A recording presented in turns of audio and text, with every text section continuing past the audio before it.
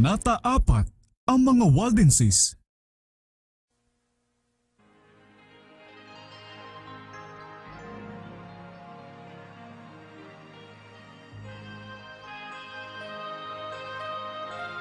Sa likod ng matatayog na muog ng mga kabundukan na sa lahat ng kapanahunan ay kanlungan ng mga inuusig at inaapi, ang mga Waldenses ay nakasumpong ng isang kublihan. Dito iningatang nagliningas ang liwanag ng katotohanan sa gitna ng kadiliman ng Middle Ages. Dito pinananatili ng mga saksi para sa katotohanan ang sinaunang pananampalataya sa loob ng libu-libong taon. Ang Diyos ay naglaan para sa kanyang bayan ng isang kanlungang kamangha-manghaang kadakilaan at bagay na bagay sa mga makapangyarihang katotohanang ipinagkatiwala sa kanilang pag-iingat. Para sa mga tapat na napalayas na ito, ang mga bundok ay isang sagisag ng di nababagong katuwiran ni Jehova. Itinuro nila sa kanilang mga anak ang napakatayog na tuktok sa itaas nila na may di nababagong karingalan at sinabi sa kanila ang tungkol sa kanya na walang pag-iiba o anino man ang pagbabago, sa kanya na ang salita ay tumatagal gaya ng walang hanggang mga burol. Itinayong matatag ng Diyos ang mga bundok at binigisan sila ng tibay, walang bisig maliban sa bisig ng walang hanggang kapangyarihan ang makakapagpalipat sa mga ito. Sa ganung ding paraan ay itinatag niya ang kanyang kautusan, ang saligan ng kanyang pamahalaan sa langit at sa ibabaw ng lupa. Maaaring abutin ng bisig ng tao ang mga kapwa niya tao at sirain ang kanilang buhay, ngunit kung mababago ng bisig na iyan ang isa mang utos sa kautusan ni Jehova o maaalis ang isa man sa mga pangako niya para sa mga gumaganap ng kanyang kalooban, makakaya na rin itong alisin ang mga bundok mula sa pundasyon nito at ihagis ang mga ito sa dagat. Sa kanilang pagtatapat sa kanyang kautusan, ang mga lingkod ng Diyos ay dapat nakasintibay ng di nababagong mga burol.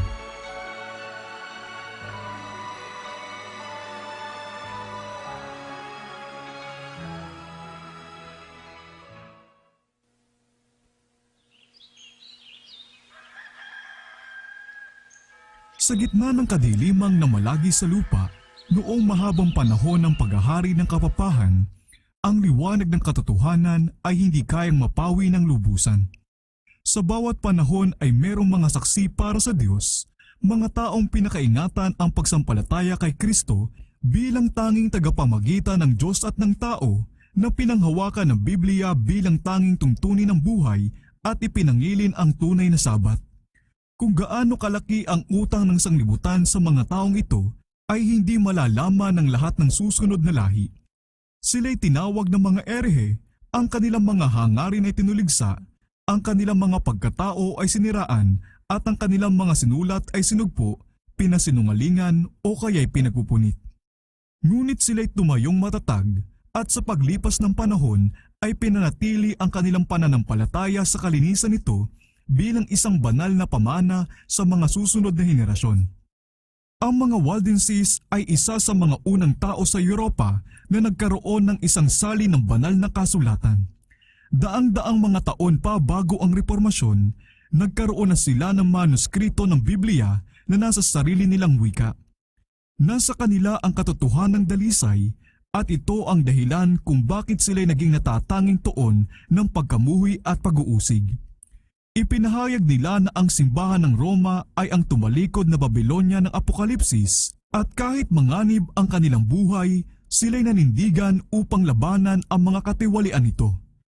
Sa likod ng matatayog na muog ng mga kabundukan na sa lahat ng kapanahunan ay kanlungan ng mga inuusig at inaapi, ang mga Waldenses ay nakasumpong ng isang kublihan. Dito iningatang nagliningas ang liwanag ng katotohanan sa gitna ng kadiliman ng Middle Ages. Dito pinananatili ng mga saksi para sa katotohanan ang sinaunang pananampalataya sa loob ng libu-libong taon.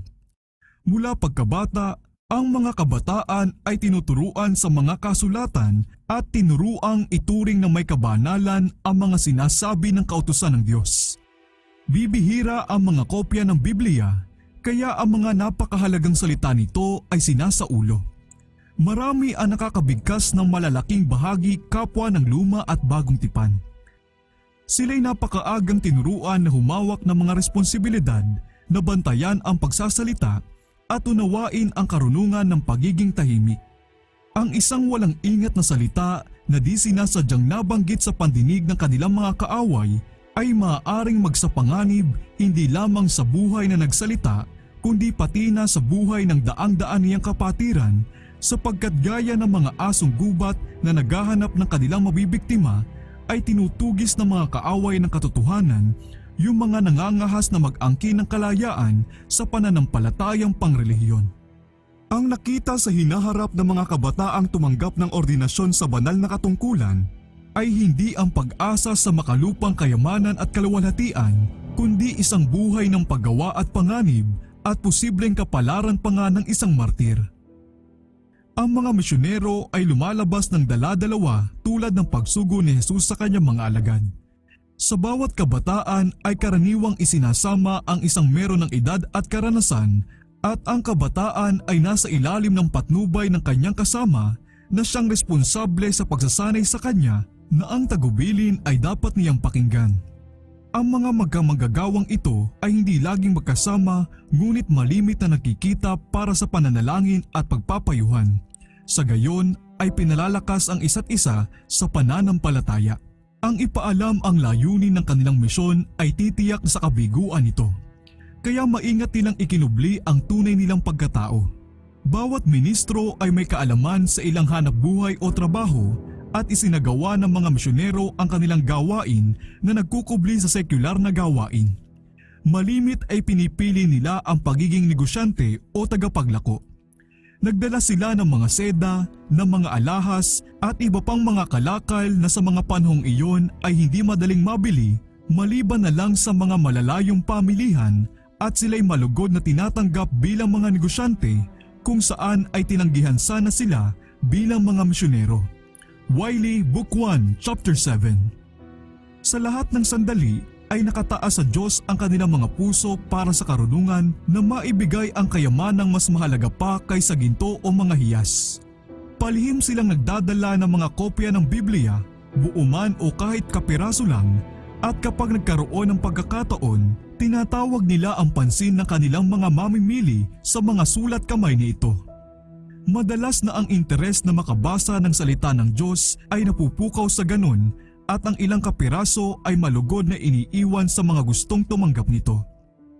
Ang tagapagdala ng pabalita ay umalis na, ngunit ang kanyang anyo ng kapakumbabaan, ang kanyang katapatan, ang kanyang sigasig at malalim na malasakit ay paksa ng madalas na pagbanggit.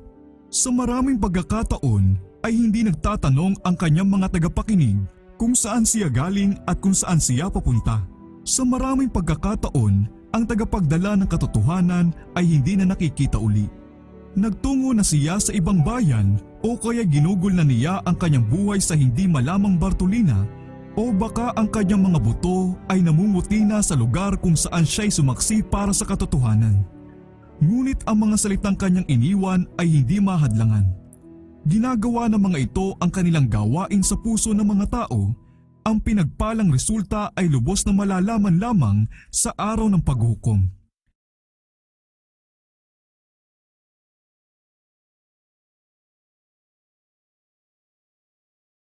Kabanata 4. Ang mga Waldenses. Sa gitna ng kadilimang na malagi sa lupa, noong mahabang panahon ng paghahari ng kapapahan, ang liwanag ng katotohanan ay hindi kayang mapawi ng lubusan. Sa bawat panahon ay merong mga saksi para sa Diyos, mga taong pinakaingatan ang pagsampalataya kay Kristo bilang tanging tagapamagitan ng Diyos at ng tao na pinanghawakan ng Biblia bilang tanging tuntunin ng buhay at ipinangilin ang tunay na Sabat. Kung gaano kalaki ang utang ng sanglibutan sa mga taong ito ay hindi malalaman ng lahat ng susunod na lahi. Sila'y tinawag ng mga erehe, ang kanilang mga hangarin ay tinuligsa, ang kanilang mga pagkatao ay siniraan at ang kanilang mga sinulat ay sinugpo, pinasinungalingan o kaya'y pinagpupunit. Ngunit sila'y tumayong matatag at sa paglipas ng panahon ay pinanatili ang kanilang pananampalataya sa kalinisan nito bilang isang banal na pamana sa mga susunod na henerasyon. Ang kasaysayan ng bayan ng Diyos noong panahon ng kadilimang sumunod sa paghahari ng Roma ay nakasulat sa langit. Ngunit ang mga ito'y may kaunting lugar lamang sa mga sinulat ng tao. Kaunting bakas lamang ng kanilang pamumuhay ang makikita maliban sa mga paratang ng mga nang-uusig sa kanila. Patakaran ng Roma ang burahin ang bawat bakas ng di pagsang-ayon sa kanyang mga doktrina o batas. Ang lahat ng bagay na laban sa simbahan, tao man o kasulatan ay sinikap niyang lipulin. Ang mga pagpapahayag ng pag-aalinlangan o pagtatanong tungkol sa kapamahalaan ng mga turo ng kapapahan ay sapat upang maging kapalit ang buhay ng mga mayayaman o may hirap, matataas o mabababa. Sinikap din ng Roma na lipulin ang bawat tala ng kanyang kalupitan sa mga di sumasang-ayon. Iniutos ng mga konsilyo ng kapapahan na ang mga aklat at mga sinulat na naglalaman ng ganyang mga kasaysayan ay dapat sunugin. Bago maimbento ang paglimbag, ang mga aklat ay kaunti lang at nasa isang anyong hindi mapapanatili ng matagal. Kaya halos walang hadlang sa mga Romanista na maisagawa ang kanilang layunin. Walang iglesia sa loob ng nasasakupan ng pamamahala ng Roma ang matagal na hinayaang di nagagambala sa pagtatamasa ng kalayaan ng budhi. Nang magkaroon ng kapangyarihan ng kapapahan, iniunat agad niya ang kanyang mga kamay upang durugin ang lahat ng ayaw kumilala sa kanyang pamamahala at isa-isang nagpasakop sa kanyang kapangyarihan ang mga iglesia. Sa Great Britain, ang kauna-unahang Kristyanismo ay napakaagang nag-ugat. Ang ebanghelyong tinanggap ng mga Briton noong mga unang daang taon ay hindi pa noon nasisira ng pagtalikod ng Roma. Ang pag-uusig ng mga paganong emperador na nakaabot kahit sa napakalalayong baybaying ito ay siyang tanging regalong natanggap ng mga unang iglesia ng Britain mula sa Roma. Marami sa mga Kristiyano na tumakas dahil sa pag-uusig sa England ay nakasumpong ng kanlungan sa Scotland. Buhat doon ay nadala ang katotohanan sa Ireland at sa lahat ng mga bansang ito ay tinanggap itong may kagalakan. Nang sakupin ng mga Saxon ang Britain, ang paganismo ay naghari. Ayaw ng mga mananakop na sila'y tinuturuan ng kanilang mga alipin at ang mga Kristiyano ay napilitang magtago sa mga kabundukan at masusukal na latian. Ngunit ang liwanag na pansamantalang nalingid ay patuloy na nagningas. Sa Scotland, 100 taon ang nakalipas, ito'y sumikat na may isang kaliwanagan na nakaabot sa malalayong lupain. Mula sa Ireland ay dumating ang makadiyos na si Columba at ang kanyang mga kamanggagawa na matapos tipunin sa mapanglaw na pulo ng Iona ang mga nangangalat na mananampalataya sa buong paligid nila ay ginawa itong sentro ng kanilang paggawang misyonero. Kabilang sa mga ngaral na ito ay isang nangingili ng sabat ng Biblia. Kung kaya't ang katotohanan ito ay naipakilala sa mga tao. Isang paaralan ang itinayo sa Iona na mula rito'y humayo ang mga misyonero hindi lamang sa Scotland at England kundi pati na rin sa Germany, Switzerland at Italy. Ngunit ipinako ng Roma ang kanyang mga mata sa Britain at ipinasyang ipailalim ito sa kanyang kataas-taasang kapangyarihan. Noong ika-6 na siglo, ang kanyang mga misyonero ay nagsagawa ng panghihikayat sa mga paganong Saxon. Sila'y tinanggap na may pagsang-ayon ng mga natutuwang barbaro at kanilang hinikayat ang libu-libong tao na tanggapin ang relihiyong Romano. Habang sumusulong ang gawain, hinarap ng mga leader ng kapapahan at ng kanilang mga nahikayat ang mga kauna-unahang Kristiyano. Isang kapansin-pansing pagkakaiba ang nakita dito. Yung huli ay simple, mapagpakumbaba at batay sa kasulatan ang pagkatao, doktrina at mga ugali, samantalang yung una ay kakakitaan ng pagkamapamahiin, karangyaan at pagmamalaki ng kapapahan. Ipinag-utos ng mga sugo ng Roma na kilalanin ng mga Kristiyanong iglesyang ito ang paghahari ng kataas-taasang papa. Ang mga Briton ay mapagpakumbabang tumugon na nais nilang mahalin ang lahat ng tao, ngunit ang papa, sabi nila, ay hindi binigyang karapatan na mangibabaw sa iglesia at ang maibibigay lamang nila sa kanya ay yung pagpapasakop na nararapat sa bawat tagasunod ni Kristo. Paulit-ulit na pagtatangka ang ginawa upang makuha ang kanilang katapatan sa Roma, ngunit ang mga mapagpakumbabang Kristiyanong ito na nabigla sa pagmamataas na ipinakita ng mga sugo nito ay matatag na tumugon na wala silang ibang kilalang Panginoon maliban kay Kristo. Ang tunay na espiritu ng kapapahan ay nalantad ngayon. Sabi ng Romanong leader, kung hindi ninyo tatanggapin ang mga kapatid na nagdadala sa inyo ng kapayapaan, ang tatanggapin ninyo ay ang mga kaaway na magdadala sa inyo ng digmaan. Kung hindi kayo makikisa sa amin sa pagpapakita ng daan ng buhay sa mga Sakson, tatanggapin ninyo mula sa kanila ang hagupit ng kamatayan. J.H. Merle, Daubigny, History of the Reformation of the 16th Century, Book 17, Chapter 2. Ang mga ito'y hindi pagbabantang walang saysay.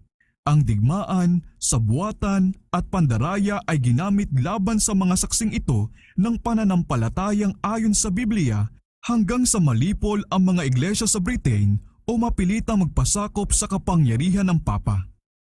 Sa mga lupaing hindi sakop ng Roma ay merong mga grupo ng mga Kristiyano sa loob ng maraming daang taon na nananatiling halos lubusang ligtas sa katiwalian ng kapapahan.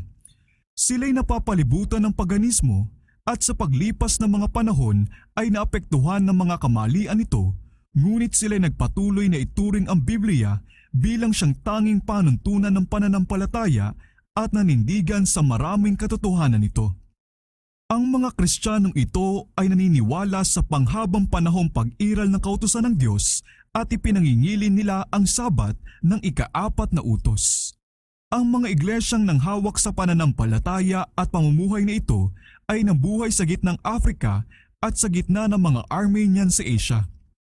Ngunit doon sa mga lumaban sa mga panghimasok ng kapangyarihan ng Papa, ang mga Waldenses ang siyang nangunguna sa lahat.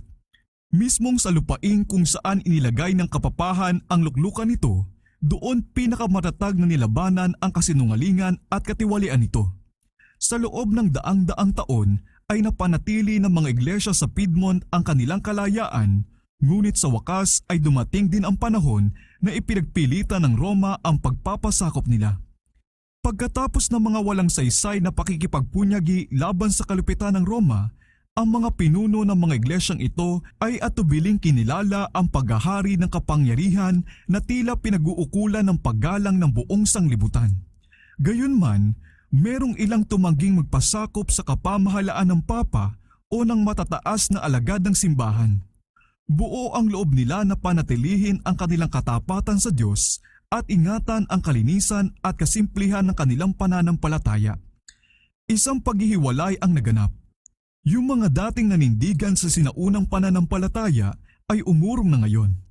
Ang ibang umalis sa mga kinagisnan nilang kabundukan ay itinaas ang bandila ng katotohanan sa ibang mga lupain, ang iba na may nagtago sa mga liblib na lambak at sa mababatong muog sa mga kabundukan at dooy napanatili ang kalayaan nilang sumamba sa Diyos.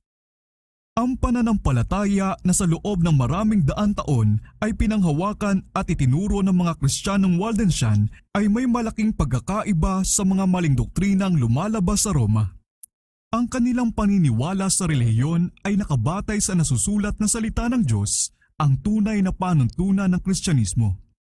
Ngunit yung mga hamak na magbubukid na iyon sa kanilang nakakubling taguan, hiwalay sa sanglibutan, at nakatalagang magtrabaho araw-araw sa kanilang mga kawan at sa kanilang mga ubasan ay hindi nakarating sa katotohanan sa pamamagitan ng kanilang sarili bilang pakikilaban sa mga doktrina at maling paniniwala ng tumalikod na iglesia.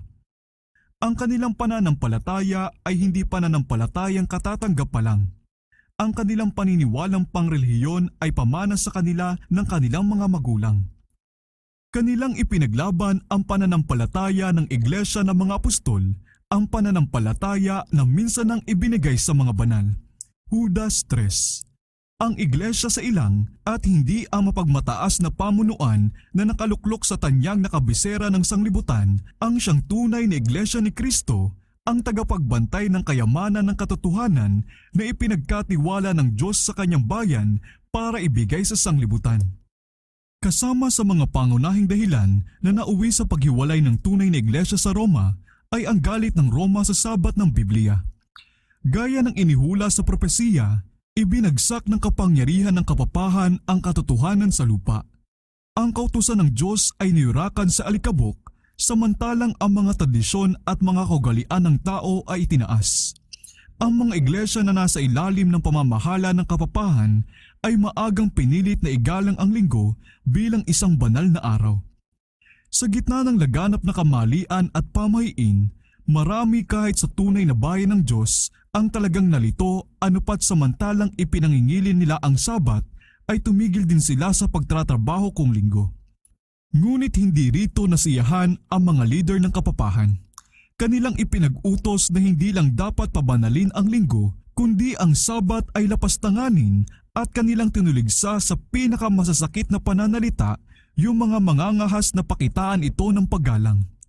Sa pamamagitan lamang ng pagtakas sa kapangyarihan ng Roma, maaaring masunod ninuman ang kautusan ng Diyos ng mapayapa. Ang mga Waldenses ay isa sa mga unang tao sa Europa na nagkaroon ng isang sali ng banal na kasulatan. Daang-daang mga taon pa bago ang Reformasyon, nagkaroon na sila ng manuskrito ng Biblia na nasa sarili nilang wika. Nasa kanila ang katotohanang dalisay at ito ang dahilan kung bakit sila'y naging natatanging tuon ng pagkamuhi at pag-uusig. Ipinahayag nila na ang simbahan ng Roma ay ang tumalikod na Babylonia ng Apokalipsis at kahit manganib ang kanilang buhay, sila'y nanindigan upang labanan ang mga katiwalian nito. Habang ikinukompromiso ng iba ang kanilang pananampalataya dahil sa hirap ng pag-uusig na matagal nang ipinagpapatuloy, na unti-unti nang isinusuko ang mga naiibang prinsipyo nito, ang iba na may nang hawak ng matibay sa katotohanan. Sa mga panahon ng kadiliman at pagtalikod, merong mga Waldenses na ayaw tumanggap sa paghahari ng Roma. Itinakwil ang pagsamba ng mga imahen na pawang pagsamba sa Diyos-Diyosan at iningatan ang tunay na Sabat. Sa ilalim ng pinakamalulupit na bugso ng pagsalungat ay pinanatili nila ang kanilang pananampalataya. Kahit nahiwain ng tabak ng Savoyard at sunugin ang mga gatong ng Roma, sila'y tumayong hindi natitinag para sa salita ng Diyos at para sa kanyang karangalan. Sa likod ng matatayog na muog ng mga kabundukan, na sa lahat ng kapanahunan ay kanlungan ng mga inuusig at inaapi, ang mga Waldenses ay nakasumpong ng isang kublihan. Dito iningatang nagniningas ang liwanag ng katotohanan sa gitna ng kadiliman ng Middle Ages. Dito pinananatili ng mga saksi para sa katotohanan ang sinaunang pananampalataya sa loob ng libu-libong taon. Ang Diyos ay naglaan para sa kanyang bayan ng isang kanlungang kamangha-manghaang kadakilaan at bagay na bagay sa mga makapangyarihang katotohanang ipinagkatiwala sa kanilang pag-iingat. Para sa mga tapat na napalayas na ito, ang mga bundok ay isang sagisag ng di nababagong katuwiran ni Jehovah. Itinuro nila sa kanilang mga anak ang napakatayog na tuktok sa itaas nila na may di nababagong karingalan at sinabi sa kanila ang tungkol sa kanya na walang pag-iiba o anino man ang pagbabago, sa kanya na ang salita ay tumatagal gaya ng walang hanggang mga burol. Itinayong matatag ng Diyos ang mga bundok at binigisan sila ng tibay, walang bisig maliban sa bisig ng walang hanggang kapangyarihan ang makakapagpalipat sa mga ito. Sa ganung ding paraan ay itinatag niya ang kanyang kautusan, ang saligan ng kanyang pamahalaan sa langit at sa ibabaw ng lupa.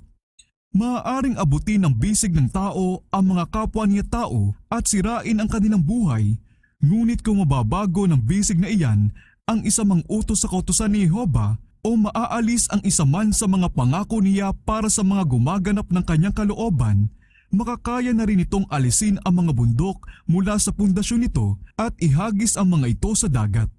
Sa kanilang pagtatapat sa kanyang kautusan, ang mga lingkod ng Diyos ay dapat nakasintibay ng di nababagong mga burol. Ang mga bundok na pumapalibot sa mga mababang lambak nito ay palaging saksi sa kapangyarihang lumikha ng Diyos at hindi magmamaliw na katiyakan ng kanyang pangangalagang nagsasanggalang.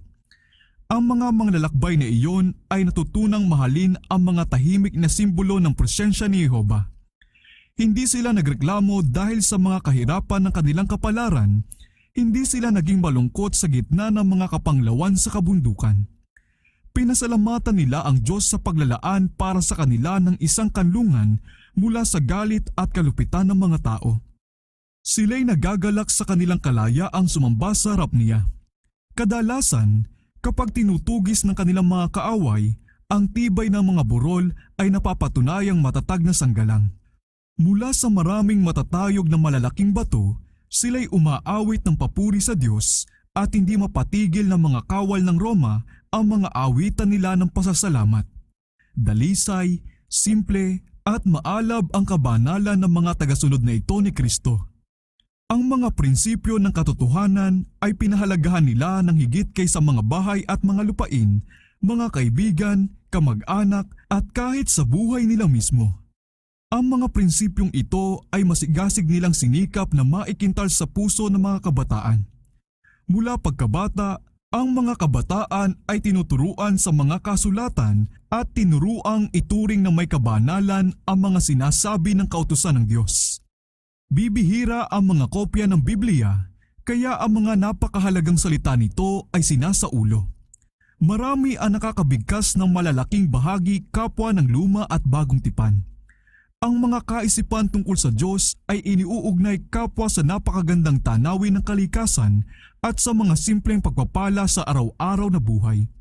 Ang maliliit na bata ay natututong tuminging may pagpapasalamat sa Diyos bilang siyang tagapagbigay ng bawat tulong at bawat kaginhawahan. Ang mga magulang na mababait at mapagmahal gaya ng dati ay napakatalinong minamahal ang kanilang mga anak para sanayin sa pagpapalayaw sa sarili. Nasa harapan nila ang isang buhay ng pagsubok at kahirapan at marahil ay kamatayan ng isang martir. Sila'y naturuang mula sa pagkabata na magtiis ng hirap, na magpasakop sa pagsupil, gayon may mag-isip pa rin at kumilos para sa kanilang sarili. Sila'y napakaagang tinuruan na humawak ng mga responsibilidad, na bantayan ang pagsasalita at unawain ang karunungan ng pagiging tahimik. Ang isang walang ingat na salita na di sinasadyang nabanggit sa pandinig ng kanilang mga kaaway ay maaaring magsapanganib hindi lamang sa buhay na nagsalita kundi pati na sa buhay ng daang-daan niyang kapatiran, sapagkat gaya ng mga asong gubat na naghahanap ng kanilang mabibiktima ay tinutugis ng mga kaaway ng katotohanan yung mga nangangahas na mag-angkin ng kalayaan sa pananampalatayang pangrelihiyon. Isinakripisyo ng mga Waldenses ang kanilang makasanlibutang kasaganaan alang-alang sa katotohanan at sa matiyagang pagtitiis sila'y nagpagal para sa kanilang pagkain. Bawat lugar ng lupang maaaring pagtamnan sa mga kabundukan ay maingat na pinagbuti at ang mga lambak at ang di gaanong matabang gilid ng mga burol ay pinagbunga. Ang pagtitipid at mahigpit na pagkakait sa sarili ay bumuo ng isang bahagi ng edukasyon na tinanggap ng mga bata bilang tangi nilang pamana.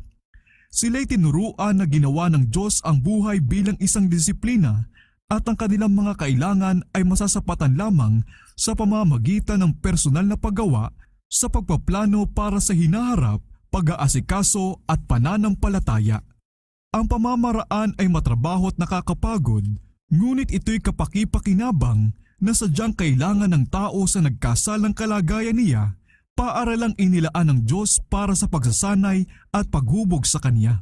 Bagaman sinasanay ang mga kabataan sa pagtratrabaho at kahirapan, ang kasanayang pangkaisipan ay hindi pinabayaan. Sila'y tinuruan na ang lahat nilang lakas ay sa Diyos at ang lahat ay dapat pagbutihin at hubugin para sa paglilingkod sa Kanya. Ang mga iglesia ng Vaudois sa kalinisan at kasimplihan ng mga ito ay katulad ng iglesia noong panahon ng mga apostol. Sa di pagtanggap sa kataas-taasang kapangyarihan ng Papa at ng matataas na kagawad ng simbahan, pinanghawakan nila ang Biblia bilang siya lamang ang pinakamataas at hindi nagkakamaling kapamahalaan.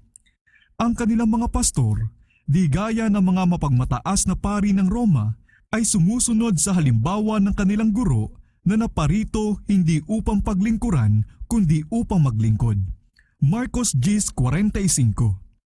Pinakain nila ang kawan ng Diyos, sila'y inaakay sa mga luntiang pastulan at buhay na bukal ng kanyang banal na salita.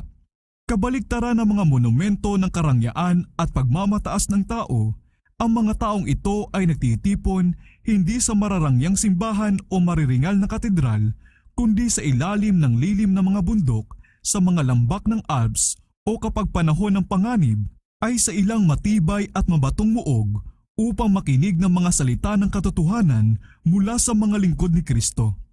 Ang mga pastor ay hindi lamang nangaral ng ebanghelyo, kundi sila'y dumalaw sa mga may sakit, inaralan ang mga bata, pinayuhan ang mga nagkamali at nagsikap upang ayusin ang mga pagtatalo at itinaguyod ang pagkakaisa at pagmamahalang magkakapatid. Sa panahon ng kapayapaan, sila'y sinasapatan ng malayang paghahandog ng mga tao. Ngunit tulad ni Pablo na tagagawa ng tolda, ang bawat isa'y nag-aral ng iba't ibang gawain o trabaho na sa pamamagitan nito ay makapaglaan para sa sarili niyang panustos kung kinakailangan. Mula sa kanilang mga pastor ay tumanggap ng turo ang mga kabataan. Samantalang pinag-uukulan ng pansin ang sangay ng pangkahalatang pag-aaral, ang Biblia ang siyang ginawang pangunahing aralin. Ang Ebanghelyo ni Mateo at Juan ay sinasaulo, pati na rin ang karamihan sa mga sulat ng mga apostol.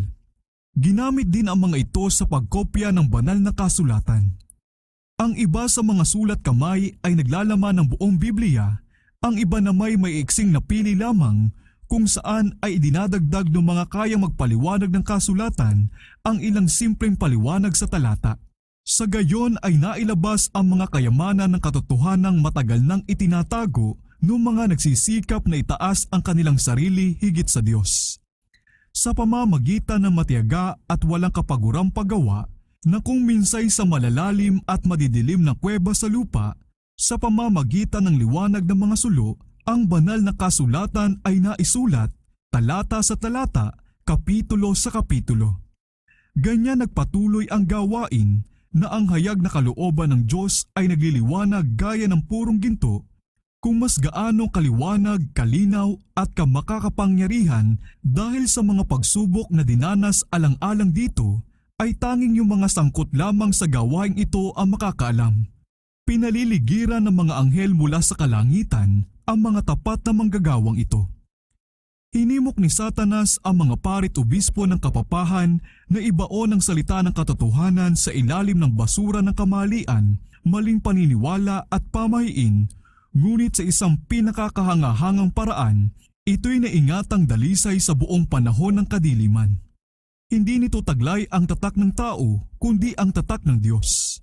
Ang mga tao ay walang pagod sa kanilang mga pagsisikap na palabuin ang malinaw at simpleng kahulugan ng mga kasulatan at gawing salungat ang mga ito sa sariling patotoo nito. Ngunit gaya ng arkas sa maalong karagatan, ang salita ng Diyos ay nakakatagal sa mga bagyong nagbabanta rito ng pagkawasak.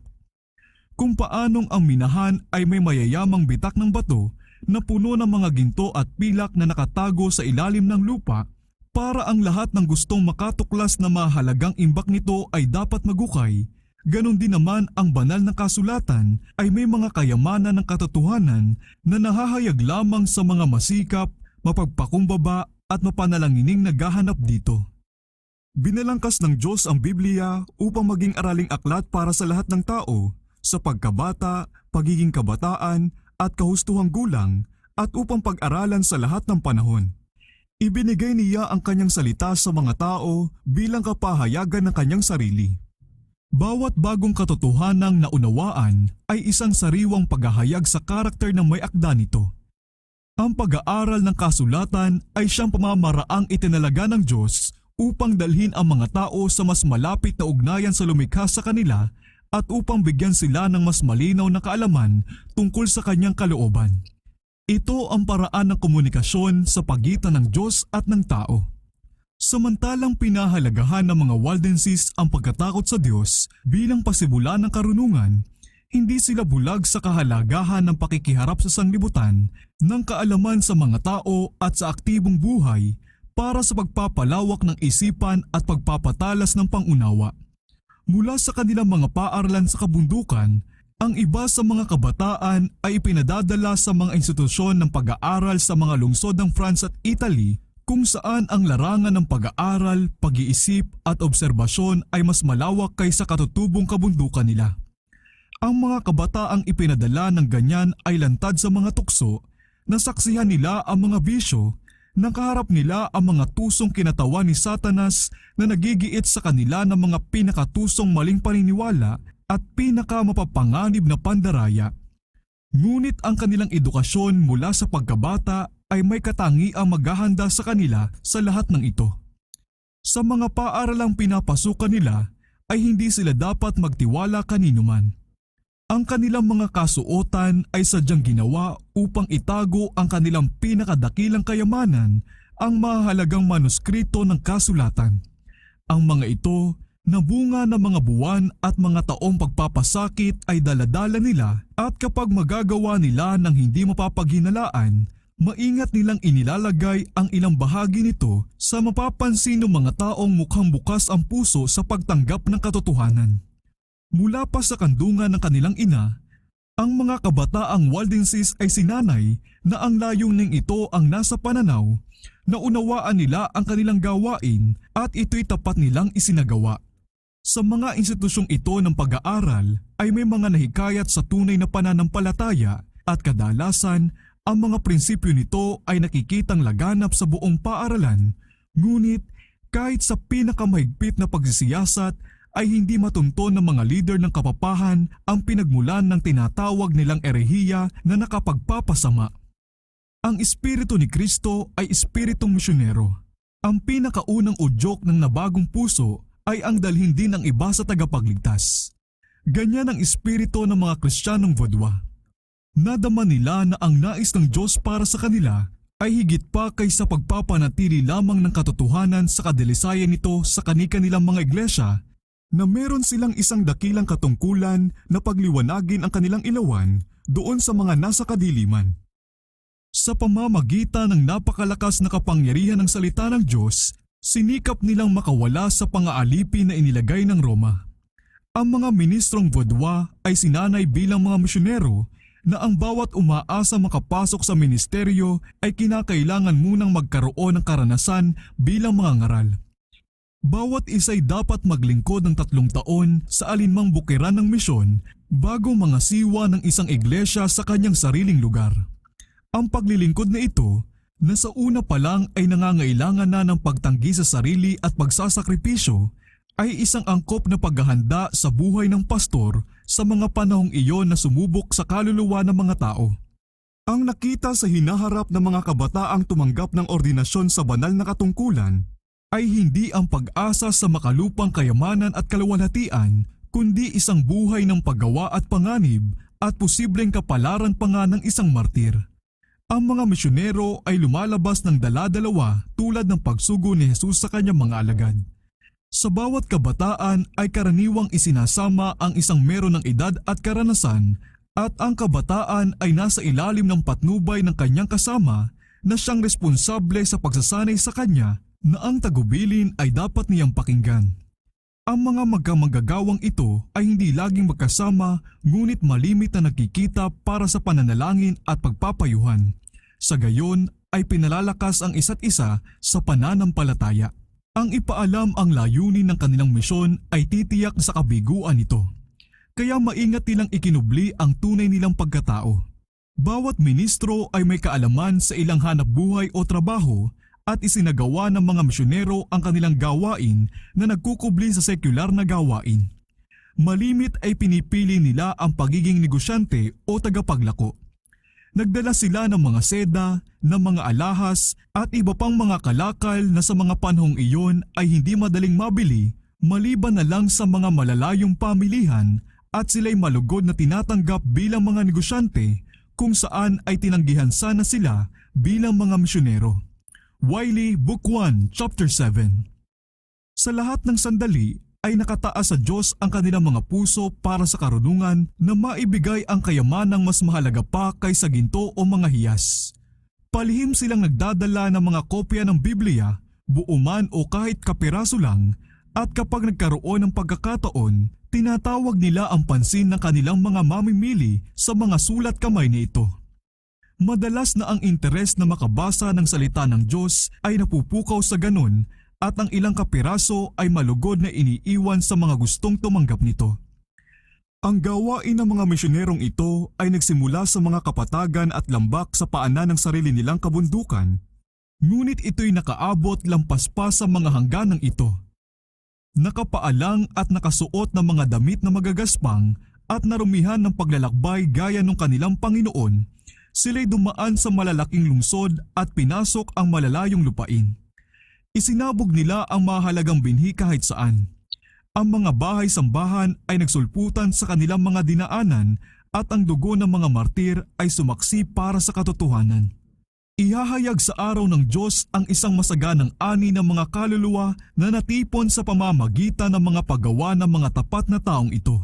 Palihim at tahimik, ang salita ng Diyos ay pumapasok sa sangkakristyanuhan at sinasalubong na magalak na pagtanggap sa mga tahanan at sa mga puso ng mga tao.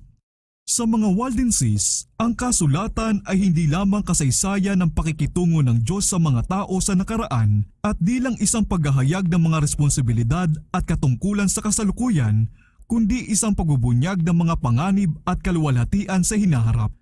Naniniwala sila na ang wakas ng lahat ng bagay ay hindi na nalalayo at habang pinag-aaralan nila ang Biblia na may pananalangin at pagluha, mas malalim silang nakikilos na mahalagang sinasabi nito at ng kanilang tungkuling ipaalam sa iba ang nagliligtas na mga katotohanan nito. Nakita nilang maliwanag na nahayag ang panukala ng kaligtasan sa mga banal na pahina nito at nakasumpong sila ng kaaliwan, pag-asa at kapayapaan sa pagsampalataya kay Jesus. Habang tinatanglawan ng liwanag ang kanilang pangunawa at pinasasaya ang kanilang mga puso, sila'y nananabik na tanglawan ng mga sinag nito, yung mga nasa kadiliman ng mga kamalian ng kapapahan. Nakita nilang sa ilalim ng pagpatnubay ng papa at ng mga pari, napakarami ang walang kabuluhang nagsisikap na magtamo ng kapatawaran sa pamamagitan ng pagpapahirap sa kanilang katawan para sa kasalanan ng kanilang kaluluwa. Dahil tinuruang magtiwala sa kanilang mabubuting gawa para magligtas sa kanila, lagi nilang tinitingnan ang kanilang sarili. Iniisip nila ang kanilang makasalanang kalagayan na nakikitang lantad ang kanilang sarili sa galit ng Diyos, pinahihirapan ang kaluluwa at katawan, gayon may hindi nakakasumpong ng kaginhawahan. Kaya ang mga tapat na kaluluwa ay ginagapos ng mga doktrina ng Roma. Libo-libo ang nag-iwan sa mga kaibigan at kaanak at ginugol ang buhay nila sa mga silid ng kumbento. Sa pamamagitan ng madalas ulit-uliting pag-aayuno at malupit na paglatigo sa sarili, ng pagpupuyat sa hating gabi, ng ilang oras ng nakakapagod na pagpapatira pa sa malamig at mamasamasang semento ng kanilang malungkot na tirahan, ng mahabang paglalakbay, ng nakakawalang dangal na penitensya at nakakatakot na pagpapahirap, libo-libo ang walang kabuluhang naghangad na matamo ang kapayapaan ng konsensya. Nabibigatan sa pagkadama ng kasalanan at laging dinadalaw ng takot sa mapagiganting galit ng Diyos, marami ang patuloy na naghirap hanggang bumigay na ang pagod ng pagkatao at sila'y humantong sa libingan nang wala ni isa mang sinag ng liwanag o pag-asa. Ang mga Waldenses ay nasasabik na putol-putulin sa mga gutom na kaluluwang ito ang tinapay ng buhay, na buksan sa kanila ang mga mensahe ng kapayapaan sa mga pangako ng Diyos at ituro sila kay Kristo bilang siyang tanging pag-asa ng kanilang kaligtasan. Ang doktrina na ang mabubuting gawa ay makakabayad sa pagsalangsang sa kautusan ng Diyos ay pinanindigan nilang nakabatay sa kasinungalingan. Hinaharangan ng pagtitiwala sa magagawa ng tao ang pagtanaw sa walang hanggang pag-ibig ni Kristo. Si Jesus ay namatay bilang sakripisyo para sa tao sapagkat walang magagawa ang nagkasalang sangkatauhan para irekomenda ang kanilang sarili sa Diyos. Ang mga ginawa ng ipinako at muling nabuhay na tagapagligtas ay siyang pundasyon ng pananampalataya ng Kristiyano. Ang pagtitiwala ng kaluluwa kay Kristo at ang kaugnayan nito sa Kanya ay dapat kasing totoo at kasing lapit ng bisig sa katawan o ng isang sanga sa puno ng ubas. Ang mga itinuturo ng mga papa at mga pari ang naging daan para tingnan ng mga tao ang karakter ng Diyos at maging ni Kristo bilang mabagsik, makulimlim at nakakatakot. Ang tagapagligtas ay inilalarawan na talagang walang habag sa tao sa nagkasalang kalagayan niya, anupat kailangan pang hingin ang tulong ng mga pari at ng mga santo para mamagitan. Yung mga isipang naliwanagan ng salita ng Diyos ay nasasabik na ituro ang mga kaluluwang ito kay Jesus bilang kanilang mahabagin at mapagmahal na tagapagligtas na nakatayo at nakaunat ang mga kamay na inaanyayahan ang lahat na lumapit sa Kanya, dala ang pasanin nilang kasalanan, ang kanilang alalahanin at kapaguran. Nasasabik silang alisin ang mga harang na itinambak ni Satanas upang huwag makita ng mga tao ang mga pangako at lumapit ng diretso sa Diyos na ipinahayag ang kanilang mga kasalanan at nagtatamo ng kapatawaran at kapayapaan.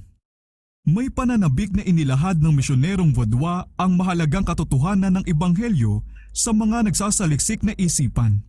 Maingat niyang inilabas ang mga peraso ng banal na kasulatan na isinulat ng maigi.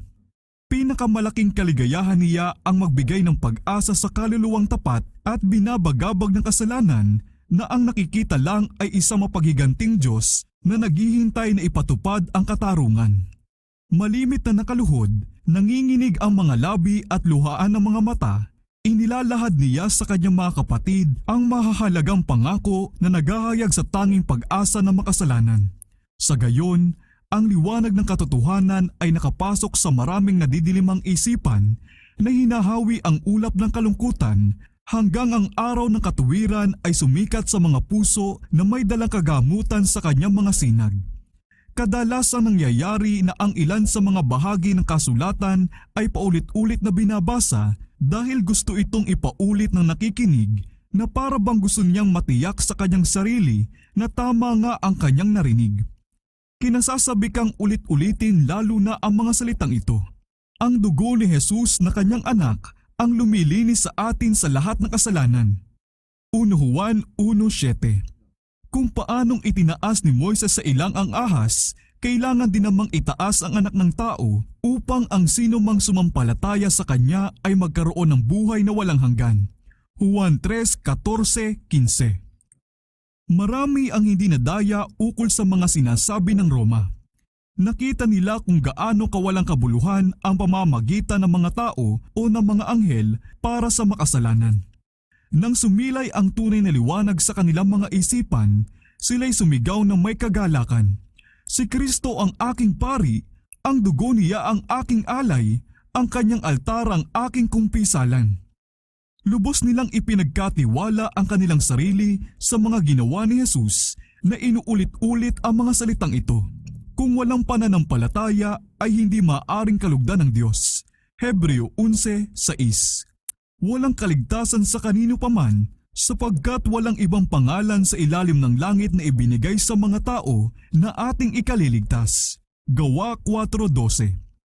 Ang katiyakan ng pag-ibig ng isang tagapagligtas ay parang labis-labis na para maunawaan ang mga kaawa-awang kaluluwang ito na sinisiklot ng bagyo. Kay laki ng kaginawahang dulot nito, ang gayong baha ng liwanag ay ibinuhos sa kanila, anupat sila'y parang tinatangay palangit. Ang kanilang mga kamay ay may pagtitiwalang nakahawak sa kamay ni Kristo, ang kanilang mga paa ay nakatayo sa malaking bato ng mga panahon. Ang lahat ng takot sa kamatayan ay nawala. Hangad na nila ngayon ang bilangguan at ang pagkasunog kung sa ganitong paraan ay mapaparangalan nila ang pangalan ng kanilang manunubos. Sa mga lihim na lugar, ang salita ng Diyos ay dinadala at binabasa ng ganyan, minsan ay sa iisang kaluluwa at minsan sa isang maliit na grupo na nananabik sa liwanag at katotohanan. Kalimitan ang buong gabi ay ginugugol sa ganitong paraan. Napakalaki ng pagkamangha ng mga nakikinig, anupat ang tagapagbalita ng kahabagan ay madalas na pinahihinto muna sa kanyang pagbabasa hanggang sa maintindihan ng isipan ang pabalita ng kaligtasan. Malimit na sinasabi ang mga salitang tulad nito, talaga bang tatanggapin ng Diyos ang aking handog? Ngingiti kaya siya sa akin? Patatawarin kaya niya ako? Ang kasagutan ay binabasa. Lumapit kayo sa akin, kayong lahat ng nanglulupaypay at lubhang nabibigatan at kayo'y bibigyan ko ng kapahingahan. Mateo 11:28. Pinanghawakan ng pananampalataya ang pangako at ang maligayang tugon ay narinig. Wala nang mahahabang paglalakbay na gagawin, wala nang mahihirap na paglalakbay sa mga banal na lugar, maaari akong lumapit kay Jesus kung ano ako, makasalanan at hindi banal, at hindi niya tatanggihan ang panalangin may pagsisisi. Pinatatawad na ang iyong mga kasalanan. Ang kasalanan mo, maging ang kasalanan ko, ay mapapatawad din. Isang agos ng banal na katuwaan ang pumupuno sa puso, at ang pangalan ni Jesus ay dinadakila sa pamamagitan ng papuri at pasasalamat. Ang masasayang kaluluwang iyon ay umuwi sa kanilang mga tahanan upang ikalat ang liwanag, upang sabihin sa iba ang kanilang bagong karanasan sa pinakamaigi nilang magagawa na natagpuan na nila ang tunay at buhay na daan. May kakaiba at dakilang kapangyarihan sa mga salita ng kasulatan na tuwirang nagsasalita sa puso ng mga nananabik sa katotohanan. Iyon ay tinig ng Diyos at ito'y naghatid ng kumbiksyon sa mga nakarinig. Ang tagapagdala ng pabalita ay umalis na, ngunit ang kanyang anyo ng kapakumbabaan, ang kanyang katapatan, ang kanyang sigasig at malalim na malasakit ay paksa ng madalas na pagbanggit. Sa maraming pagkakataon ay hindi nagtatanong ang kanyang mga tagapakinig kung saan siya galing at kung saan siya papunta. Sila'y lipos na lipos ng pagtataka sa una, at pagkatapos ay pasasalamat at kagalakan, ano pat hindi na nila naisip pang tanungin siya. Nang pakiusapan nila siyang sumama sa kanilang tahanan, isinagot niyang dapat pa niyang dalawin ang mga nawawalang tupa ng kawan. Hindi kaya siya isang anghel mula sa langit? Naitanong nila. Sa maraming pagkakataon, ang tagapagdala ng katotohanan ay hindi na nakikita uli. Nagtungo na siya sa ibang bayan o kaya ginugol na niya ang kanyang buhay sa hindi malamang Bartolina, o baka ang kanyang mga buto ay namumuti na sa lugar kung saan siya'y sumaksi para sa katotohanan. Ngunit ang mga salitang kanyang iniwan ay hindi mahadlangan. Ginagawa ng mga ito ang kanilang gawain sa puso ng mga tao. Ang pinagpalang resulta ay lubos na malalaman lamang sa araw ng paghukom. Sinasakop na ng mga misyonerong Waldenses ang kaharian ni Satanas, kaya't ang mga kapangyarihan ng kadiliman ay kumilos sa masigit na pagbabantay. Bawat pagsisikap na pasulungin ang katotohanan ay minamatyaga ng prinsipe ng kasamaan at kanyang ginising ang takot ng kanyang mga alagad. Nakita ng mga pinuno ng kapapahan sa mga paggawa ng mga hamak na naglilibot na ito ang isang babala ng panganib sa kanilang layunin. Kapag ang liwanag ng katotohanan ay binayaang magliwanag ng hindi naharangan, papawiin ito ang makapal na ulap ng kamalian na bumabalot sa mga tao. Sa Diyos lamang nito ituturo ang isipan ng mga tao, at sa wakas ay titibagin ang paghahari ng Roma. Ang pagkakaroon mismo ng ganitong mga tao na hawak ang pananampalataya ng unang iglesia ay palagi ang patutuo sa pagtalikod ng Roma, at sa gayoy pinukaw ang pinakamatinding galit at pag-uusig. Ang pagtanggi nilang isuko ang kasulatan ay isa pa ring kasalanan na hindi mapapahintulutan ng Roma. Siya'y desididong pawiin ito sa lupa. Nagsimula ngayon ang pinakakakilakilabot ng krusada laban sa bayan ng Diyos sa kanilang mga tahanan sa bundok. Ang mga inkisitor ay iniharang sa kanilang landas, at ang eksena ng pagbagsak ng walang kasalanang si Abel sa harapan ng mamamatay taong si Cain ay madalas na naulit. Paulit-ulit na napinsala ang matataba nilang lupain, ang kanilang mga tirahan at kapilya ay sinuyod, anupat kung saan dati may umuunlad na bukiran at kabahayan ng mga walang kasalanan at masisipag na tao, ang natira lamang doon ay isang kasukalan. Kung paanong ang mabangis na hayop na gutom ay mas nangangalit kapag nakatikim ng dugo, ganun din nag-alab ng mas matindi ang galit ng mga makapapa dahil sa mga paghihirap ng kanilang mga biktima. Marami sa mga saksing ito para sa dalisay na pananampalataya ang tinugi sa mga kabundukan at pinaghahanap sa ibaba ng mga lambak kung saan sila nagtatago, kulob na makakapal na kagubatan at mga tore ng malalaking bato. Walang paratang na maisakdal laban sa katangiang moral ng mga taong ito na hinahatulan at kinamkam ang mga ari-arian. Maging ang kanilang mga kaaway ay nagsasabing sila'y mga taong mapayapa, tahimik at banal. Ang pinakamalaki nilang kasalanan ay ang hindi nila pagsamba sa Diyos ayon sa kagustuhan ng Papa. Para sa krimeng ito, ang bawat kahihiyan, insulto at pagpapahirap na maiimbento ng mga tao o ng mga demonyo ay ibinunton sa kanila. Nang minsay ipinasya ng Roma na lipulin ang kinamumuhiang sekta, isang kautusan ang pinalabas ng Papa na kumukondenang sila'y mga erehe at ipinahintulot na sila'y pagpapatayin. Hindi sila inakusahan bilang mga tamad o mandaraya o nanggugulo, ngunit idineklarang sila'y may anyo ng pagkarelihiyoso at kabanalang umaakit sa mga tupa ng tunay na kawan. Kung kaya't ipinag-utos ng Papa na ang may masamang hangarin at kasuklam-suklam na sektang iyon ng napakasasamang tao, kung sila'y tatangging magtakwil ay dapat duruging tulad ng mga makamandag na ahas. Wiley, Book 16, Chapter 1. Inasahan ba na mapagmataas na pinunong ito na muli niyang makakaharap ang salitang ito? Alam kaya niya na nakasulat ang mga ito sa mga aklat ng langit upang harapin niyang muli sa paghuhukom? Yamang ginawa ninyo ito sa pinakamaliit sa mga kapatid kong ito ay sa akin ninyo ginawa. Mateo 25:40. Ang kautosang ito ng kapapahan ay nananawagan sa lahat ng kaanib ng simbahan na sumama sa krusada laban sa mga erehe. Bilang pagganyak na makisangkot sa mabagsik na gawaing ito, tinanggal nito ang lahat ng mga kaparusahan at multang ukol sa simbahan, pangkahalatan man o pang-isahan. Pinalaya nito ang lahat ng sumali sa krusada mula sa anumang pangako na maaaring nagawa nila. Ginawa nitong legal ang karapatan nila sa anumang pag-aaring maaaring nakuha nila ng ilegal at ipinangako ang pagpapatawad sa lahat ng kasalanan sa mga makakapatay sa sinumang erehe. Pinawalang bisa nito ang lahat ng ginawang kasunduan na pabor sa mga bodwa, ipinag-utos sa mga kaanak nila na talikuran sila, pinagbawalan ang lahat ng tao na magbigay sa kanila ng anumang tulong at binigyang pahintulot ang lahat ng tao na magmay-ari ng kanilang mga ari-arian. Wiley, Book 16, Chapter 1. Maliwanag na ibinubunyag ng dokumentong ito ang punong espiritu sa likod ng mga tagpong ito. Ungal ng dragon at hindi ang tinig ni Kristo ang naririnig dito. Ang mga pinuno ng kapapahan ay ayaw iayon ang kanilang likas sa dakilang pamantayan ng kautusan ng Diyos, sa halip sila'y nagtayo ng pamantayang aangkop sa kanilang sarili at desididong pilitin ang lahat na umayon dito dahil kagustuhan ito ng Roma. Ang mga pinakakalagim-lagim na trahedya ay isinagawa.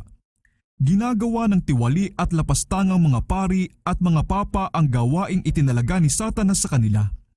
Ang awa ay walang lugar sa kanilang mga likas. Ang espiritu ding iyon na nagpako kay Kristo sa krus at pumatay sa mga apostol, ang espiritu ding nagpakilos sa malupit na sinero laban sa mga mananampalataya noong kapanahunan niya, ay gumagawa upang alisin sa sanglibutan ang lahat ng minamahal ng Diyos. Ang mga pag-uusig na maraming daang taong nagpahirap sa mga taong ito na may takot sa Diyos ay tiniis nila ng may pagtitiyaga at katatagang nagbibigay karangalan sa kanilang manunubos.